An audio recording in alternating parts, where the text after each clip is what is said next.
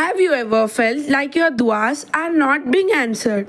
Stay with me for the next few minutes because what I am about to tell you might change how you see your struggle forever.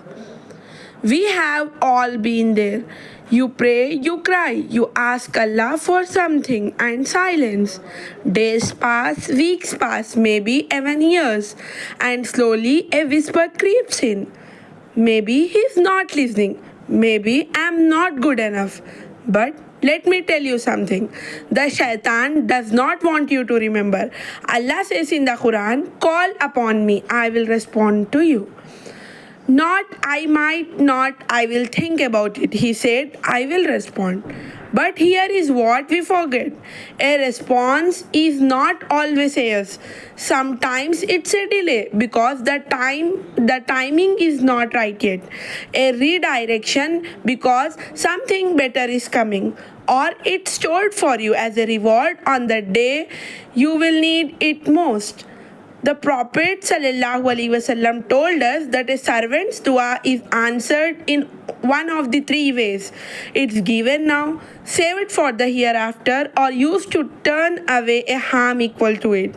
So no dua is ever wasted. Not one. So the next time you feel forgotten, flip the question. Don't ask why has not Allah answered me. Ask what is Allah trying to teach me while I wait. Every prophet waited. Ibrahim alayhi salam waited for a son. Yunus alayhi salam waited in the belly of the whale. Musa alayhi salam waited for 40 years in the desert. Waiting is not punishment, waiting is preparation. If this reminded you of something you needed to hear today, don't scroll past it.